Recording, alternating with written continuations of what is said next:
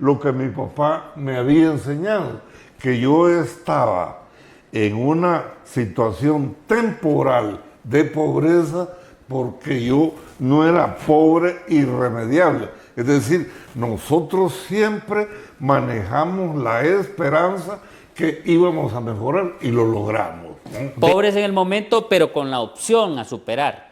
Eso es lo que nosotros debemos inculcarle a nuestra juventud y a nuestra niñez, en cierta forma, porque en ese sentido, la frustración hace que en nuestro país continuemos en una permanente pobreza.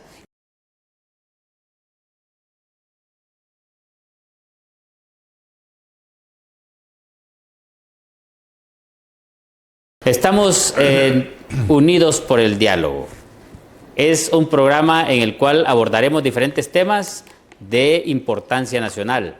Es interesante conocer el interés de la población y conocer también lo que las personas expertas saben del tema. Estamos también en uno de los programas donde el invitado especial el día de hoy es el licenciado Juan Ramón Martínez, un personaje muy conocido a nivel nacional e internacional, y estamos abordando el tema de la pobreza en el país, todo lo relacionado con lo que es las necesidades básicas insatisfechas en la población hondureña. Licenciado Juan Ramón Martínez, bienvenido hoy a Unidos en Diálogo. Muchísimas gracias, doctor. Es un placer estar aquí con ustedes para conversar sobre este interesante tema. Nos interesa, en base a su experiencia, y como todos en el país sabemos, su procedencia, de un lugar muy humilde, un hogar de personas que no tienen la necesidad o la característica de podernos sentir mal, sino orgullosos de dónde venimos, ¿verdad? Y le digo eso porque tanto usted como su servidor nos debemos sentir orgullosos de dónde venimos. Y lo que yo conozco de usted es importante darlo a entender en este momento, porque el tema que vamos a abordar el día de hoy es cómo al final de cuentas nosotros podemos dar ideas de superar la pobreza en el país. Pero sí es importante conocer nuestros antecedentes, cómo usted pudo llegar a la ciudad capital, viniendo de un lugar conocido en la costa norte como es las famosas Bananeras o la Prisión Verde, como le decía Ramón Amaya Amador. Yo creo que la pregunta es oportuna incluso para además extraer una definición que nos permita identificar el concepto de qué es la pobreza. Yo provengo de una familia pobre. No quiero usar la palabra humilde, pues aquí la humildad la confunden con la pobreza, y la humildad es la falta de arrogancia, la disposición para tener las mejores relaciones con los demás. Mi padre era un peón bananero y mi madre era una empleada doméstica de una familia de alguna proporción en Olanchito. Se conocieron, se casaron, y por esa razón mis primeros 15, 16, 17 años se movilizaron en el interior de ese mundo bananero, pero a partir de un hecho, y es que mi padre era un pobre, pero que tenía un empleo que le producía un salario diario. Mi papá recibía 3 lempiras diariamente por trabajar en la bananera. El resto de la población no tenía acceso a ese salario. Lo más que podían llegar a ganar era un lempira con 25 centavos, un lempira con 50 centavos. Y además nosotros teníamos seguridad que cualquier enfermedad de mi padre y de mi madre había un servicio social en que nosotros podíamos ir hasta los 5 años de edad y recibir atención en el mejor hospital del país en ese momento, en el hospital de Antoni. Y además habían hospitales regionales como el de Coyoles y el de Isletas, para poner un par de ejemplos. Y además, en caso de accidente, servicio de ambulancia para llevarlo a uno al hospital. Es decir, era un nivel de pobreza que no lo podemos comparar con los niveles de pobreza que vamos a comentar en este momento. Y además, yo quiero extraer de esa relación de mi padre una expresión, doctor, que es sumamente útil. Mi papá decía: estamos pobres, pero no somos pobres. Es decir, el ser y estar, lo que supone, en el primer caso, es una circunstancia eventual, que no es permanente. Estamos pobres ahora, en el momento, pero mañana no vamos a estar pobres. Es decir, mi papá siempre creía que íbamos a salir adelante.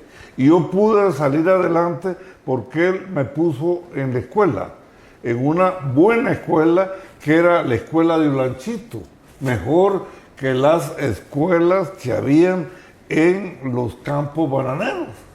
Y yo pude estudiar en el Instituto Francisco J. Mejía y pude venir a Tegucigalpa gracias a una beca que me gané en un concurso en el cual participé, y pude venir a sacar ciencias sociales en la Escuela Superior del Profesorado durante 3 años. Esa facilidad de estudio, que es lo que a nosotros nos interesa también en el actual momento, porque usted me está diciendo de la importancia de un centro educativo que eran de las Bananeras y un centro educativo que estaba en Olanchito, y la importancia en relación al nivel educativo.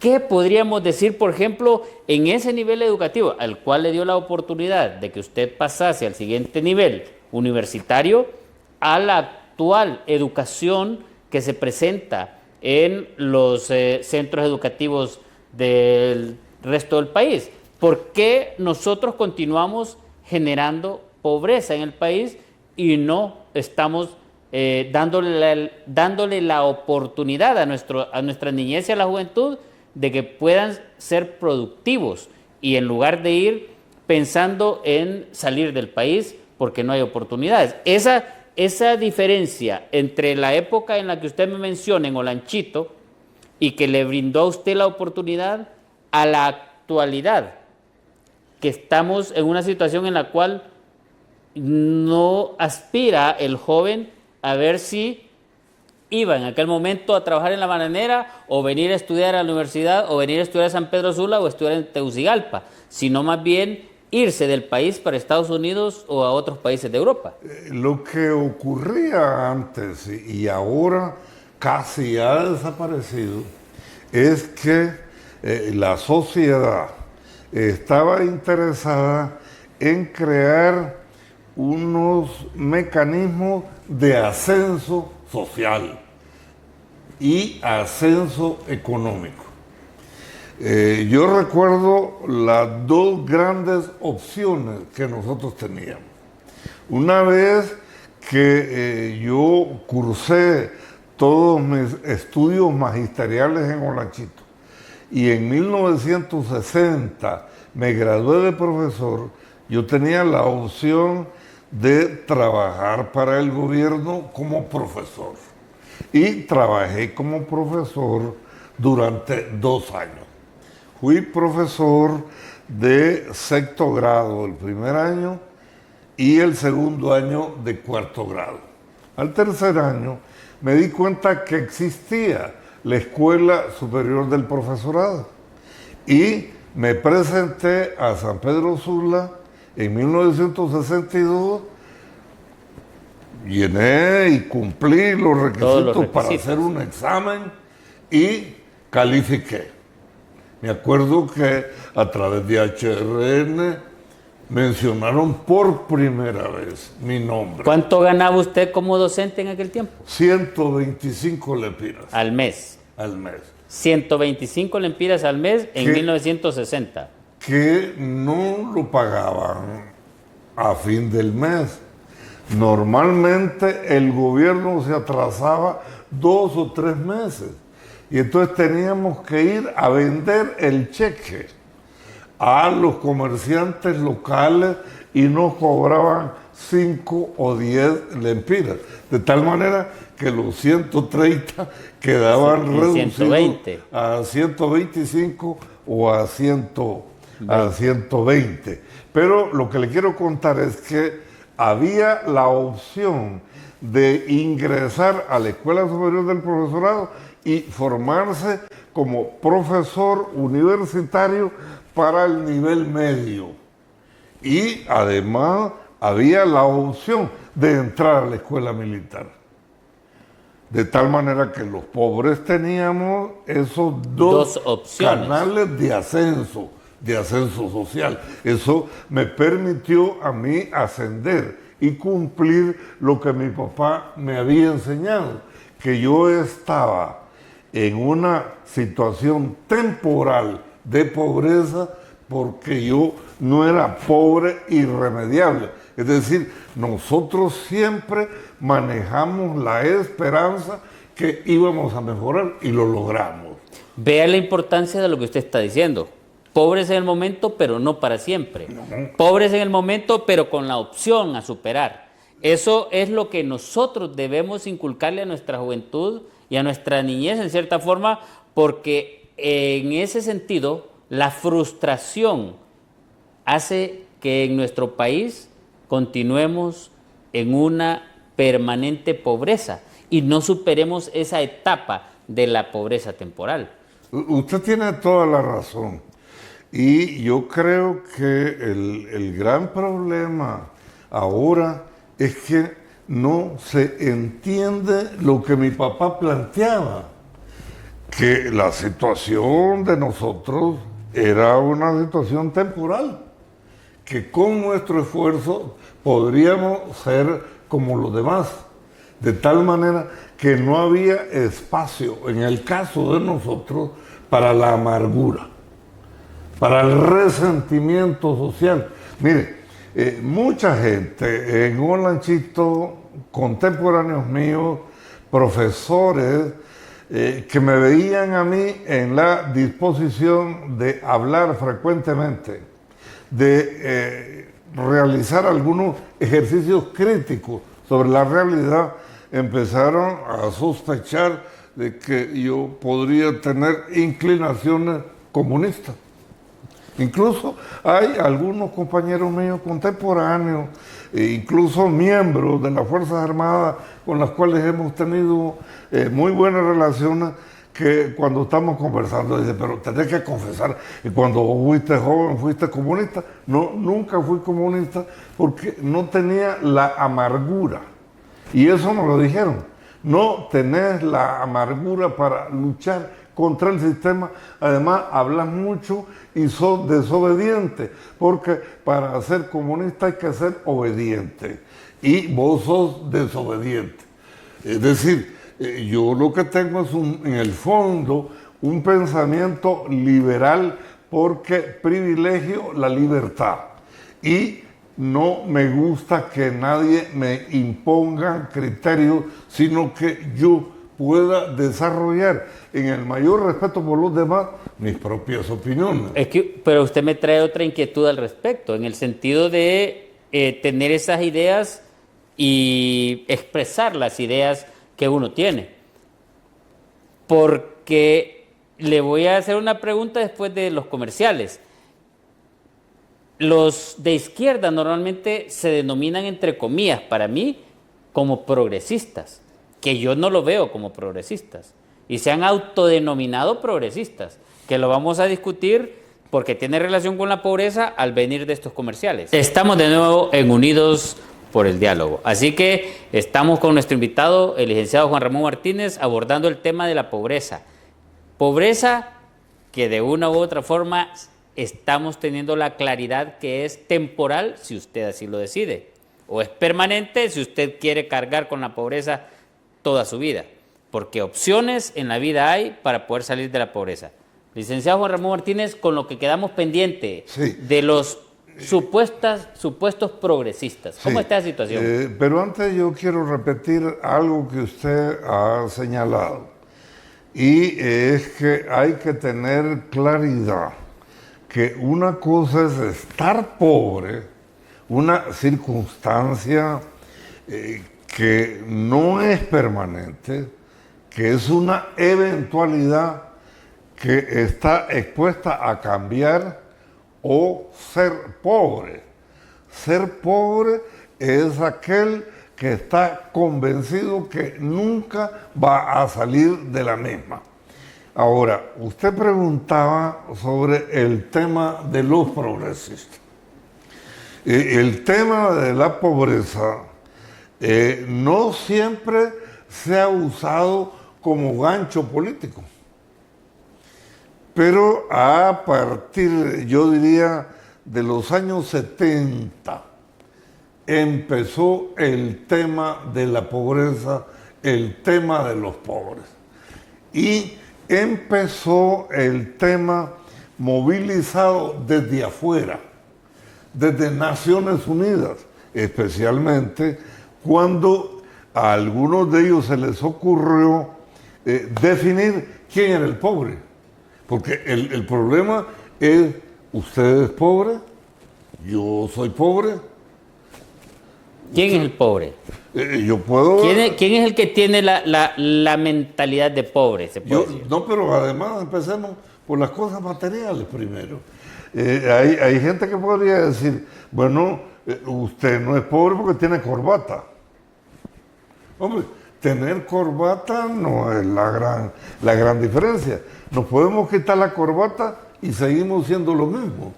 Ahora, de acuerdo con la primera definición que nosotros manejamos en Honduras, a fines de los 60 y principios de los 70, era la persona que a su casa no llevaba ni siquiera $1,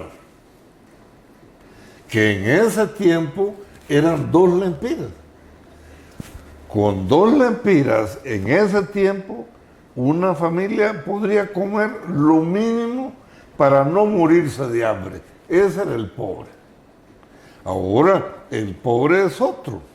La calificación del pobre es aquel, con ese mismo dólar, lo han aumentado a $2, que ahora son 50 lempiras. Pero con 50 lempiras, una persona no puede vivir. Es decir, a nivel de ingreso, una persona debía recibir entre 200 y 250 lempiras diarios para no ser pobre. Pero la principal característica de la pobreza es la inestabilidad, la inseguridad. Una persona que tiene un salario como vigilante, como levantador de carga, como cobrador de un autobús, pero que lo recibe permanentemente, esa persona es un pobre diferente al otro que no tiene absolutamente nada y que en la mañana sabe que puede desayunar, pero a saber si puede almorzar o puede cenar. ¿Usted cree entonces en este momento que el sistema es el que nos quiere mantener pobres? ¿O la pobreza realmente es establecida por esos organismos internacionales, como se ha mencionado, o los que nos gobiernan no tienen ni siquiera la mínima idea de lo que se debe hacer para poder eliminar la pobreza? Bueno, mire, esa pregunta es muy compleja, doctor. y yo creo que usted va a terminar comprometido conmigo invitándome para que sigamos hablando de este tema. Mire, la pobreza es un fruto de la coyuntura social, política y económica del país. Yo no le voy a decir a usted aquí que los políticos han producido la pobreza. La pobreza.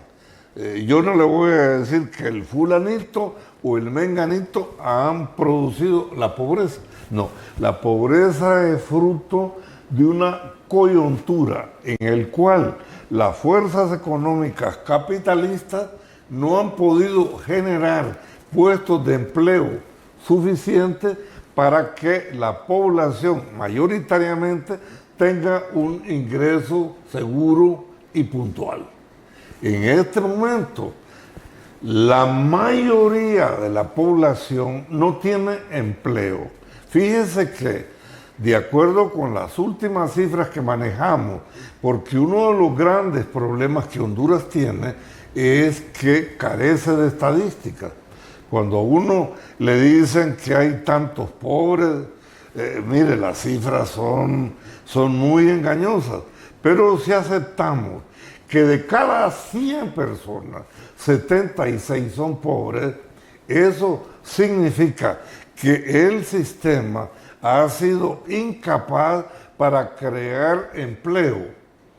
Nosotros somos un poco más de 10 millones de habitantes, de los cuales tal vez unos 6 millones estamos en posibilidad por edad, por educación, para trabajar, para producir algo.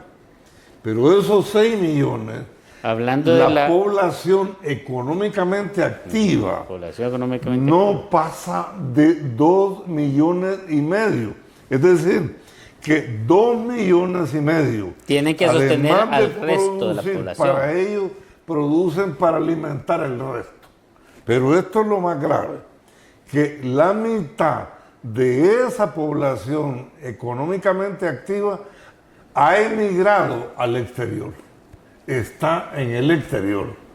Cerca de 1 millón de compatriotas están trabajando en el exterior y ahora muchos de ellos amenazados de ser expulsados de los Estados Unidos. Mientras aquí el sistema no le interesa la pobreza, y le voy a explicar por qué no le interesa al sistema la pobreza.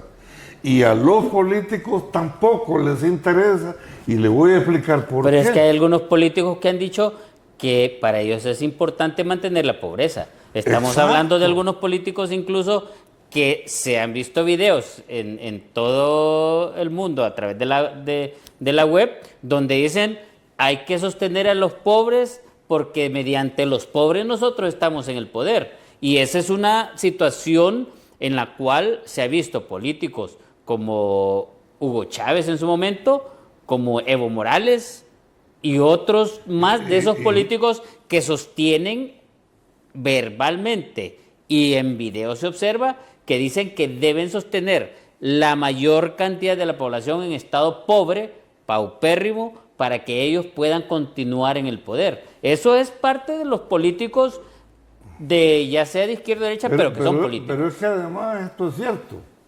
Fíjese usted que son los pobres que eligen a los políticos que mantienen la pobreza en el país.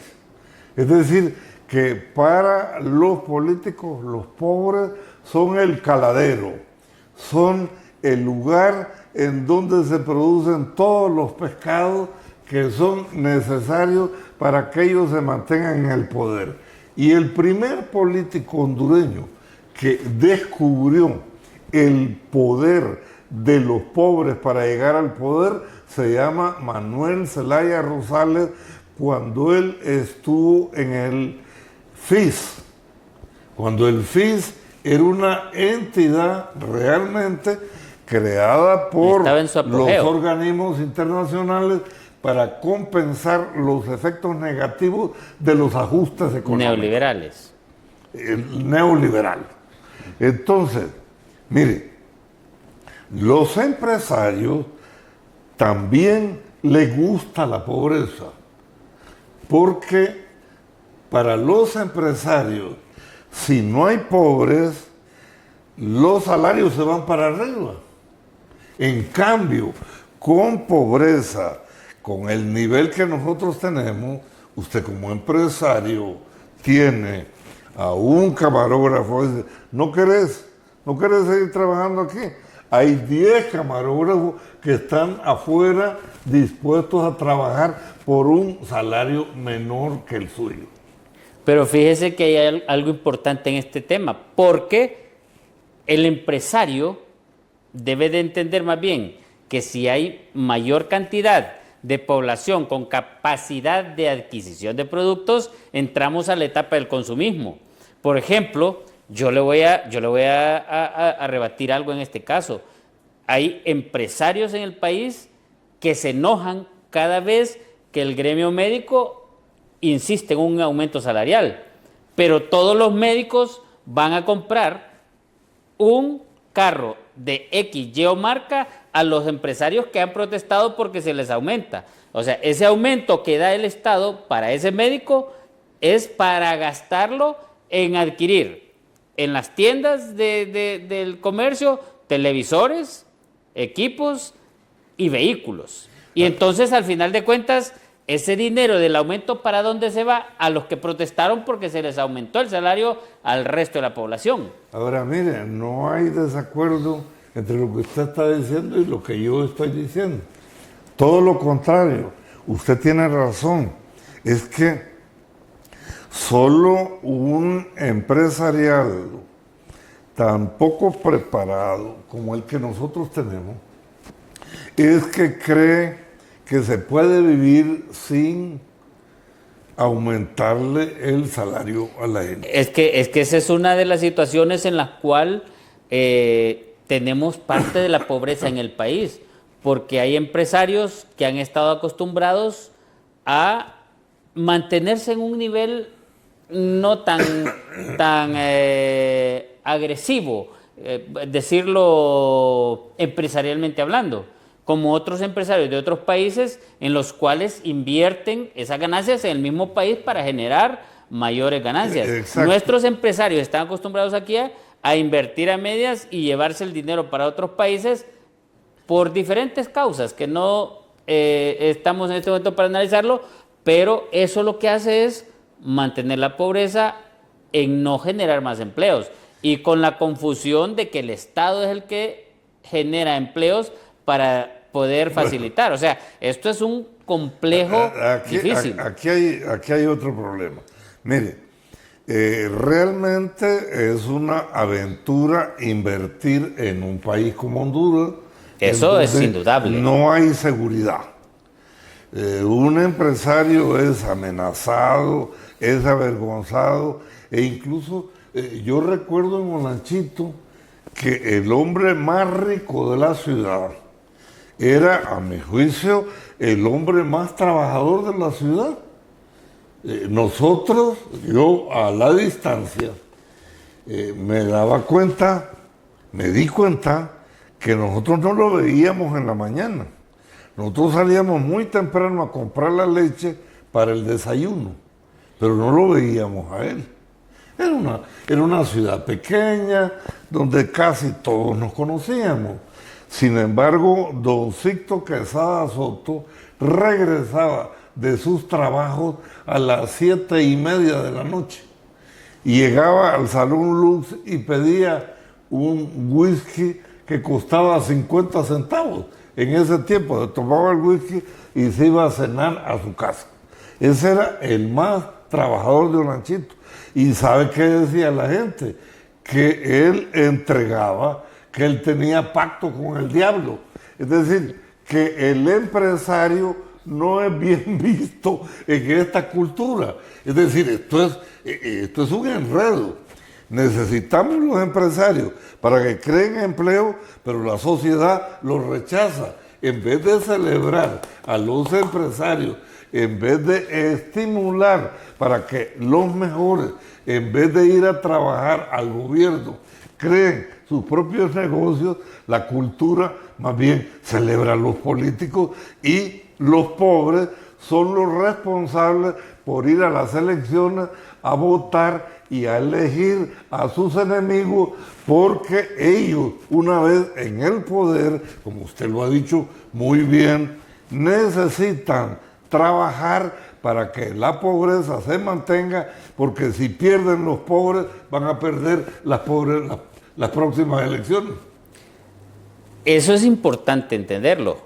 ¿Por qué estamos apostando en este momento, por ejemplo, en un gobierno que ha tenido dificultades para mantener las maquilas en el país? ¿Por qué se están, lo que se conoce como esas industrias golondrinas, saliendo del país y generando desempleo? ¿Qué es lo que está pasando? ¿Qué consecuencias vamos a tener ante eso si el mismo gobierno está causando esa situación y los empresarios no están entendiendo que si no generan empleo aumenta la pobreza y son a los que le apuestan esos supuestos progresistas? Hay un ex amigo mío, digo ex amigo porque a mí no me gusta que mis amigos me falten al respeto. Podemos, usted y yo, estar en desacuerdo, pero si usted me falta a mí el respeto, yo no vuelvo aquí. Eso es correcto. Y nos encontramos y como que no nos conocemos. Entonces, este amigo se disgusta por un artículo que publiqué yo en el diario La Prensa. Y él dice que yo estoy obsesionado en contra de fulanito y de menganito. Y además que es falso que el país esté en ruina. El país está en ruina porque la mayoría de la población está en una situación de pobreza, porque están emigrando al exterior, porque los jóvenes no sienten que aquí hay posibilidades. Hay personas que me han dicho, mire, nosotros no encontramos albañiles, porque esos albañiles se han ido para Estados Unidos, porque aquí no hay esperanza. El gobierno no ha dicho una sola palabra que ellos están interesados en que haya empleo. No hay ninguna medida en este gobierno. Bueno, dígame usted, ¿cómo se llama el ministro de Trabajo? Ni sabemos. Yo no sé el nombre siquiera del ministro de Trabajo, porque aquí el ministro de Trabajo no está interesado en que haya trabajo en Honduras. Más bien, pareciera que el gobierno estuviese interesado en eliminar a todos los empresarios que quieren invertir en Honduras y crear empleo. Nos vamos a ir a una pausa, pero queda la inquietud si es que el gobierno quiere aumentar la pobreza o están aparentemente disminuyendo la pobreza. ¿Cuál de las dos es la responsabilidad que tiene que tener el Estado? Pero ¿qué acción es realmente la que están realizando en este momento? Si es aumentar la pobreza o disminuir la pobreza el gobierno. Vamos a una pausa, no cambie de canal, ya retornamos Unidos en Diálogo. Estamos de nuevo en Unidos en Diálogo. ¿Es el gobierno el que está interesado en mantener la pobreza, en aumentar la población más pobre? ¿O es el gobierno el que está tratando de que la pobreza disminuya? Eso es algo que nos tenemos que responder cada uno de nosotros. Si el gobierno está aumentando la pobreza o el gobierno está interesado en disminuir la pobreza. ¿Cómo ve usted esta situación, Juan Ramón Martínez, que es una persona que analiza y que ve muchas veces más allá de lo que otros tienen la oportunidad de ver? Mire, mi ex amigo que me reclamaba porque yo digo que este país está en ruinas, yo le escribí, tú no has salido, tú no ves a la gente que anda recogiendo cosas en la calle, que anda buscando en la basura qué comer. Eso lo vemos nosotros. ¿Por qué? por oficio, nosotros somos observadores y además no formamos parte del grupo de hondureños que usan su talento para engañar a los demás. El propósito de nosotros es más bien compartir nuestras visiones para que los demás puedan encontrar la verdad. Y la verdad es que el país está en ruina, la población se está empobreciendo y en vez de disminuir la pobreza, como dicen algunos funcionarios del gobierno, en la práctica la pobreza está aumentando. Y hay cosas elementales, mire, cuando hablan del programa económico, dicen es que vamos a crecer en 3.2 o en 3.4. El porcentaje incluso es muy alto. Cuando uno ve las cifras de España, de Alemania, de Inglaterra, las tasas de crecimiento no pasan del 2%. Sin embargo, aquí lo engañan a uno con esas cifras. Pero la tasa de crecimiento de la población es exactamente 3.6. Que no se percibe realmente. Es decir, que no crece porque todo lo que ganamos hay que darlo para alimentar a la nueva población. Responsabilidad del gobierno. El gobierno de Honduras, desde el gobierno de Villeda Morales en 1957 a 1963 y el gobierno del presidente Gálvez 6 años antes, desde 1949 hasta 1954, que gobierna el presidente Gálvez, en Honduras, por primera vez, el gobierno empieza a plantearse el tema de la pobreza. Villeda Morales, en su campaña electoral, decía, empleo para todos, 8 horas diarias, 8 lempiras diarios. Esa era la campaña. Por primera vez en una campaña electoral se le dijo a la gente que si votaba por un determinado partido iba a obtener beneficio concreto, particular. Iba a tener más tortillas para llevar a la mesa y compartirlo con su familia. Ahora nadie habla de eso, porque como usted dice, el gobierno y algunos políticos del gobierno, especialmente Mel Zelaya, que es el más listo de todos, él sabe que su éxito depende de los pobres, porque los pobres tienen una debilidad frente a un caudillo como él.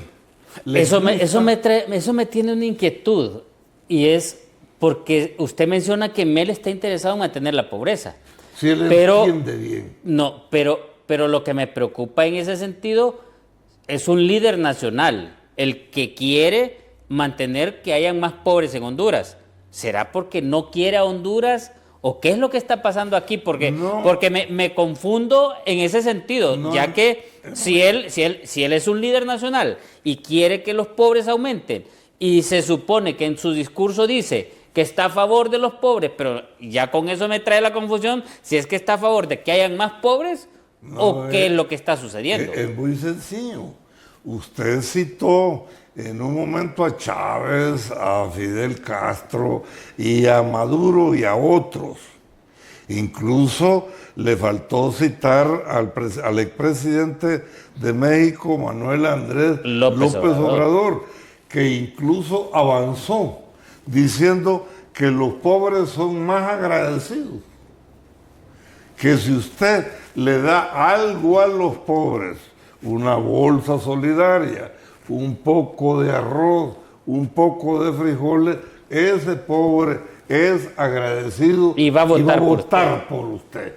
Es decir, el sistema político hondureño está manejado dentro de esa concepción que los pobres son los que tienen más capacidad para vender su voto. Pero yo creo que están equivocados al respecto, porque si usted ve en el gobierno que terminó de Juan Orlando Hernández Alvarado, ahí le dan bolsas solidarias, andaban dando techos, andaban dando camas, andaban dando colchonetas, andaban dando ecofogones, tortillas y todo lo demás, y perdió. O sea, el pobre no es que lo va a dormir usted con una bolsa solidaria en nuestro caso. Eso es algo que analizarlo. Pero no diga eso, no diga eso. Porque gracias a esa creencia que los pobres venden su voto, muchos están recibiendo esa bolsa solidaria. Qué bueno que la reciban. Pues claro, todas las personas reciban lo que les den. Pero no se dejen eso engañar. No es de los políticos, es el dinero de los impuestos que pagamos nosotros, los que pagamos impuestos. Usted reciba todo lo que le dan, pero vote por quien le da la gana, por el que no lo engañe. Eso es sumamente importante. Ahora, yo quiero agregar algo. Y volverá esto de entrega de bolsa solidaria a las personas que tienen la necesidad de recibirla, hacerlos más haraganes, o es que realmente no hay oportunidad de trabajo para ellos. O ni modo, me dan la bolsa solidaria y me dedico a descansar porque no hay opciones, que esa es otra de las situaciones que se tienen que analizar. Además de no haber opciones, culturalmente hay el concepto de que el que nace para pobre es como los tamales, del cielo le caen las hojas. De tal manera que incluso hay algunas expresiones de cinismo de la gente que apenas lo ve al político dice, ¿qué me trae? No me trae nada. Entonces, ¿para qué? Yo no tengo interés en hablar de política con usted porque no me trae nada. Es decir, se ha desarrollado un cinismo del cual alguna otra oportunidad habría que conversar. Pero mientras tanto, usted planteó si el gobierno tiene como gobierno esa meta de mantener la pobreza. La meta de suprimir la pobreza o por lo menos reducir la pobreza. ¿O están interesados realmente en aumentar la pobreza? Yo le puedo responder la primera parte, no. El gobierno, cuya existencia es un poco dudosa. ¿Existe el gobierno? Buena pregunta. Si existe realmente gobierno, ¿estamos siendo gobernados o es un desgobierno? ¿Quién gobierna este país? ¿Quién habla por este país? ¿Quién defiende este país? Los que son titulares, ministros desconocidos, como el ministro de Trabajo, que ni usted ni yo sabemos el nombre. O el jefe del Estado Mayor Conjunto, que cada vez que habla bobadas. Que le cae bien una expresión del rey de España en una cumbre iberoamericana que Chávez, el coronel Chávez, no dejaba hablar a Rodríguez Zapatero, que era el jefe del gobierno español, y el rey se disgustó, le dijo, cállate, déjalo hablar. Por primera vez a Chávez una persona le dijo en público que se callara. Pero bueno, estas son anécdotas. Yo a lo que quiero volver, doctor, es a decir que el gobierno no existe. Lo que hay es un montón de gente suelta que algunos hacen y otros no hacen. Algunos destruyen, otros construyen y al final... Pero a propósito, ¿quién es el ministro de Economía? ¿O quién es el ministro de Finanzas? Porque tampoco eso se conoce. Usted me está diciendo uno de los ministros de Trabajo, pero realmente no se conoce el resto del gabinete, y ya vamos a terminar este gobierno. Quedan 12 meses prácticamente para su finalización y hasta el día de hoy los secretarios de Estado, mal llamados ministros, no sabemos muchos cuáles son. Si la mayoría no los conoce. Han pasado sin pena ni gloria. Yo, por ejemplo, no sé quién es el ministro de Finanzas. No, ni yo no sé quién es. Y no me puedo calificar como ignorante, sino más bien porque Cuesta conocer un árbol que no da fruto o una flor que No da aroma. no da aroma, entonces uno pasa por ahí y no lo conoce. Pero volvamos al asunto. El gobierno no tiene un proyecto para superar la pobreza de los hondureños. Y, espérese, no solo el gobierno, los partidos de oposición que critican al gobierno, que quieren sustituir al partido que está en el gobierno, tampoco tienen una propuesta para resolver el tema de la pobreza. Porque así como los políticos del gobierno viven de los pobres, los de la oposición también viven de la pobreza. Pero eso es más preocupante, porque si el gobierno actual no desea que salgan las personas de la pobreza, y aún lo que usted está mencionando, que los partidos de oposición no tienen esa hidalguía y esa capacidad de decirnos cómo vamos a sacar al pueblo hondureño de la pobreza, esta situación se vuelve preocupante. Y se vuelve preocupante porque entonces, ¿en qué estamos? ¿Qué futuro podemos tener nosotros los hondureños con políticos actuales que nos están gobernando, pero aún sin esperanza más en los que están queriendo sustituir a los que están? Mire, si los hondureños no tenemos esperanza, el país tampoco tiene esperanza.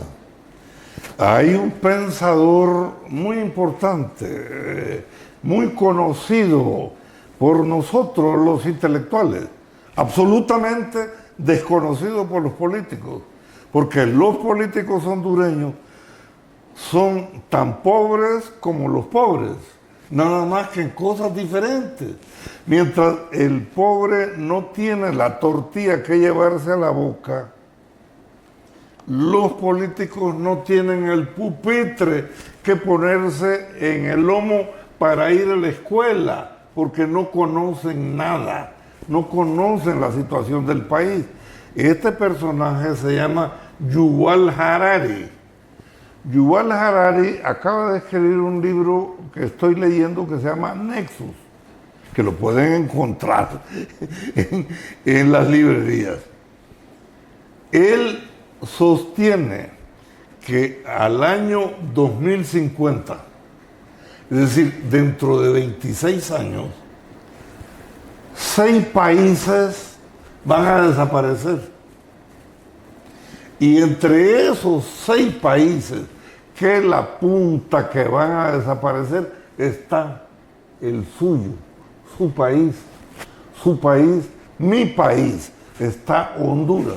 ¿Usted cree que eso preocupa a los políticos hondureños? Ni siquiera se dan cuenta de lo que está pasando. Para nada. Yo quise invitar el año 21, cuando coordinaba la celebración del bicentenario de la independencia, que el gobierno casi no me dio apoyo, la empresa privada, los partidos. Quise ponerle al aeropuerto de Palmerola, al aeropuerto bicentenario, ni siquiera eso quisieron aceptar. Un monumento que el presidente no quiso ir a inaugurarlo porque no habíamos puesto su nombre, pues si el gobierno no había aportado nada, si era la empresa privada lo que lo había aportado. Yo quería traer a Yuval Harari y sentarlo con los políticos hondureños, pero que los políticos hondureños no hablaran, sino que solo lo escucharan, y un grupo de intelectuales hablando con Harari, demostrándole que estaba equivocado, y él convenciéndonos a nosotros que nosotros estábamos equivocados.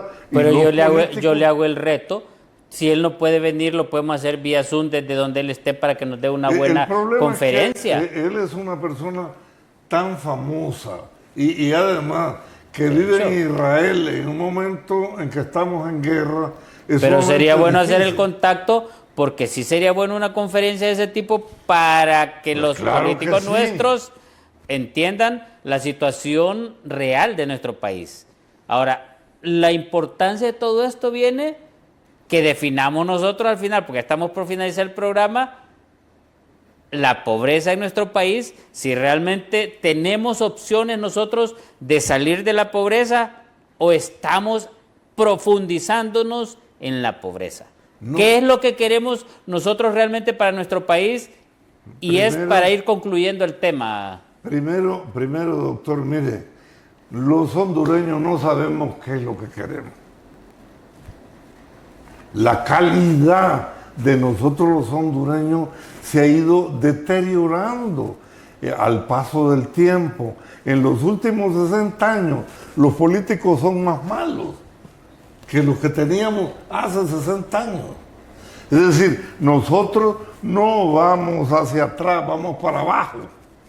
De hecho, yo no veo ninguna opción a futuro, a corto plazo con los políticos que se nos están presentando en la palestra. Yo le voy a decir una cosa. Fíjese que el sistema educativo, que es tan importante, porque es el que le prepara a las personas para que puedan preservar lo bueno, modificar lo negativo y hacer avanzar el país. Las universidades, ¿sabe usted qué es lo que están preocupados? En producir personas que sepan derecho penal, pero no están preparando personas para que sean inversionistas, creadores de empleo. Pero es que las universidades, ni públicas ni privadas, han tenido esa mínima idea de lo que realmente necesita el país. Por eso estoy hablando de universidades. Mire, y lamentablemente le diré algo. Es preocupante que la máxima casa de estudio, la Universidad Nacional Autónoma de Honduras, no tenga esa capacidad intelectual de pensar en esos detalles. Y lamentablemente ya estamos finalizando apenas unos cuantos minutos para finalizar el programa y necesitamos definirle a nuestra población lo que es pobreza, para que salgan de esa pobreza mental, pero la pobreza física también. Hay dos tipos de pobreza: la pobreza, ausencia de bienes, ausencia de recursos para satisfacer las necesidades básicas, las necesidades de alimentación, la necesidad de vestidura, las necesidades de salud, las necesidades de recreación y bienestar. Y hay otra pobreza, y es la pobreza espiritual. La gente que ha perdido la esperanza. Yo siento que la gente que ha perdido la esperanza ya no la podemos recuperar. El pobre que todavía tiene esperanza, que tiene fuerza, puede evitar que lo engañen, que lo manipulen. Pero el que ha perdido la esperanza ya no le importa nada, ni le importa Honduras, ni le importa su propia vida, y mucho menos su familia. Vea ahora, que este tema es tan importante que usted ha dicho la clave, cómo las personas pueden ir saliendo de la pobreza, y que la pobreza no es permanente, sino es del momento en el que está. Pero esta inquietud, que es un tema importante para ver si en realidad uno que otro hondureño nos ha escuchado, nos ha visto abordar este tema, vamos a tener la oportunidad en otro programa de seguir abordando esta situación difícil para la gran cantidad de hondureños que están en la pobreza física y mental, que es lamentable, o espiritual, como dice usted. Sus palabras finales. Yo creo que este es un tema sumamente importante. Yo agradezco mucho la invitación y creo que hay que volver a leer a Fran Fanon, un hombre de Antigua en el Caribe que se fue para Argelia y se desarrolló como psiquiatra. Él escribió un libro que se llama Los Condenados de la Tierra. Vale la pena estudiarlo de nuevo porque hay algunas cosas que han cambiado. Sin embargo, la mayor desgracia de la pobreza es que es hereditaria. El padre, la madre, pobre, sin esperanza, prepara al hijo y a la hija para que sean pobres, sin esperanza, de tal manera que la pobreza se convierte... Esa es parte de la pobreza mental. Exacto. Lamentablemente. Y es difícil de sacar a la población de una pobreza mental para que dejen de ser pobres físicamente. Ahora, lamentablemente. Y lamentablemente hemos llegado al final de hoy en Unidos en Diálogo. Recuerden, Unidos en Diálogo, generamos desarrollo para nuestro país. Buenas noches y hasta el siguiente programa.